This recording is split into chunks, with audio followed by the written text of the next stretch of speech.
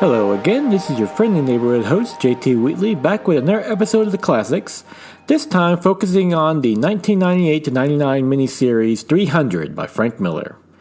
This was a now classic miniseries doing a very fictionalized account of the Battle of Thermopylae, which took place during the Persian Wars between the Greek nations and the Persian Empire, in which the 300 Spartans held a narrow pass at Thermopylae against the invading Persian army and lasted for several days before finally being annihilated.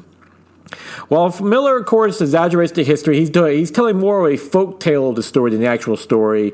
You can go back and look at the history. It wasn't just 300 Spartans. It was many thousands of different Greeks as well also there. But they did ultimately die in the end. It is a great story with great action and beautiful art by Frank Miller. And it does get to, as they say, the heart of the story, if not necessarily the full truth of it. And yeah, just a great read from beginning to end. And arguably, this is Frank Miller's last great work. Beautiful coloring, possibly his now ex-wife Lynn Varney. And just a great series in general, and he doesn't shy away from a lot of the violence and the more touchy subjects. Though he does kind of polish up the Spartans a little bit. But overall, this 6-issue miniseries is a must-read, a true classic, and you can get it in a great, almost like a long-form coffee table volume. That's a must-read from beginning to end.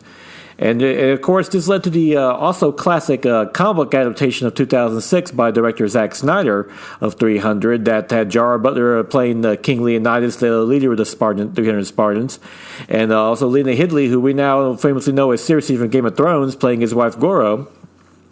And they actually expanded on her character as because the film only ended up being 140 minutes, but just doing a straight adaptation of the comic with the brilliant green screen, by the way.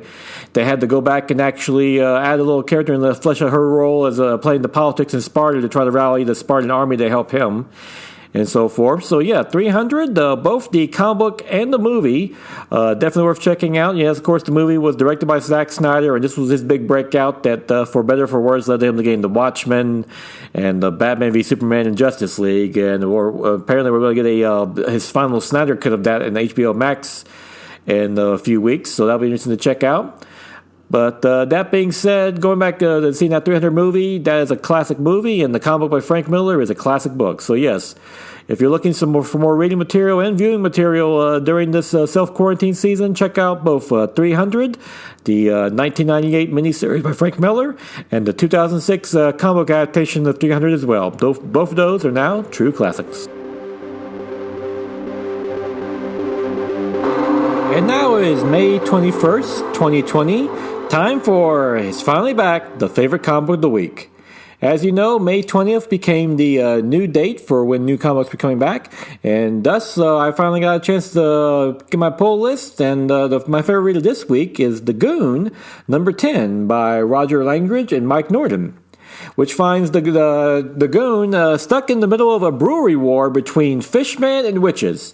Yes, I said that correctly, but if you are familiar with The Goon, you know exactly what's going on. It's kind of a twisted fairy tale world where this tough guy, mobster Dune, called The Goon, is kind of deal with everything from zombies to witches and fishmen and so forth. And in this one, it's it's like a mob war, but yeah, on one side you have fishmen straight out of the H.P. Lovecraft Cthulhu cult, and you have witches straight out of Salem. And it's just hilarious because even though he had this crazy mystical thing, it also has strange with like a 1920s vibe because on top of everything else, fishmen are apparently racist and sexist, which is just crazy in itself. And of course, Norton, who provides the artwork, has this brilliant opening scene of the fishmen having a meeting. They're dressed out in full suits and Shriner hats. And that image alone is worth the price of this comic. Just a hilarious read from beginning to end. And even though it's kind of weird not seeing Eric Powell do the writing and art for his original creation, or Roger Langridge with the writing and Mike Norton with the art do a great job overall. Just a great fun read and everything you expect in a Goon comic book. And with that, once again, it's great to see new comic books back. I hope everyone made a point to go back to their comic book store for New Comic Book Day yesterday and make it a regular trip again. Like I said, support your local comic books store and businesses in general. And do what they can. Like I said, a lot of comic stores, they can do curbside, they can do mail orders and so forth like that. So yeah, it's new comics. You can't just wait. Good to keep the routines up and read new comic books every week. And I hope everyone enjoys it. And so that's my favorite read of the week. So please, if you can, go out and support your local comic book store. And go out and enjoy yourself a new comic book, but also, as mentioned before, go out and enjoy 300, because that, both the book and the movie, are true classics.